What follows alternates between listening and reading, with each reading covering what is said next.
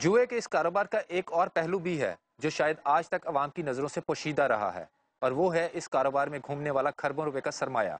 इस बारे में हम बात करते हैं साबिक वजीर ख़जाना और माहिर मुआशियात सरताज अजीज़ साहब से। जी अस्सलाम वालेकुम सर। सर आप हमें बताइए कि ये जो सरमाया जुए में खरबों रुपए का सारा सर्कुलेट कर रहा होता है, इस सरमाए को ब्लैक इकॉनमी भी कहा जाता है, तो ये मुल्की मईशत में कैसे फॉल करता है और इसकी एग्जिस्टेंस कैसे होती है? देखिए जी, पहले तो जो ब्लैक इकानमी है उसकी बहुत सी कैटेगरीज हैं और बहुत सी वजूहात हैं। उसमें दो तो बुनियादी जो अवामिल हैं वो ये हैं कि तमाम ब्लैक इकानमी इल्लीगल नहीं है।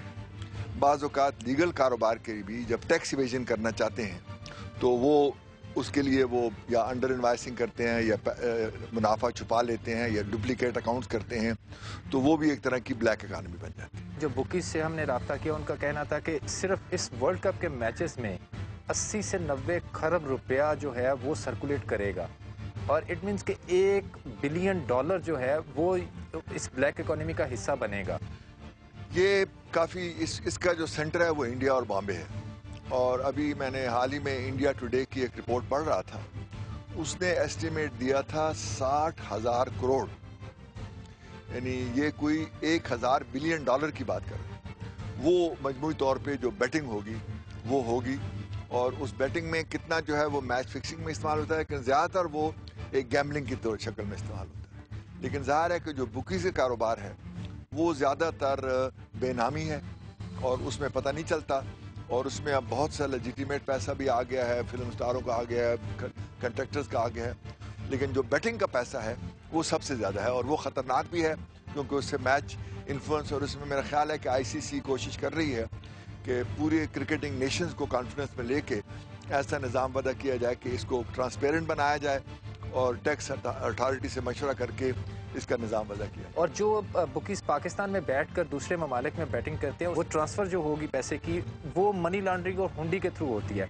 उसमें हमें आपके ख्याल में कितना नुकसान हो सकता है अगर $1 बिलियन जो इस तरह ट्रांसफ़र होगा?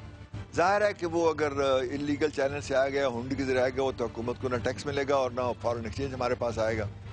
लेकिन उसको ट्रैक करना जो है बड़ा मुश्किल होता है, क्योंकि वो ट्रांजैक्शन जो है वो पाकिस्तान में मुमकिन है दाखिल ही ना हो, दुबई के ज़रिए या किसी और मनी मार्केट के ज़रिए वो जो लोग कंसर्न्ड है उनके अकाउंट में चला जाएगा। हमारे यहाँ भी इसमें इन्वेस्टिगेशन की ज़रूरत है कि हम देखें कि इसकी जो मूवमेंट है वो किस तरीके से होती है, ताकि इसको ज़्यादा से ज़्यादा चेक किया जा सके। बहुत शुक्रिया सर हमारे प्रोग्राम में शिरकत करने का।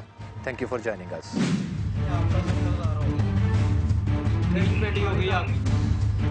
आपने देखा क्रिकेट जुए का ये कारोबार कैसे माशरे की जड़ों को खोखला कर रहा है। लोग तो अब ये भी कहने से नहीं घबराते कि हुकूमत इस कारोबार को कानूनी शक्ल देकर मुल्की मईशत का हिस्सा बनाए। इसके साथ ही हमें इजाज़त दीजिएगा। अल्लाह हाफिज।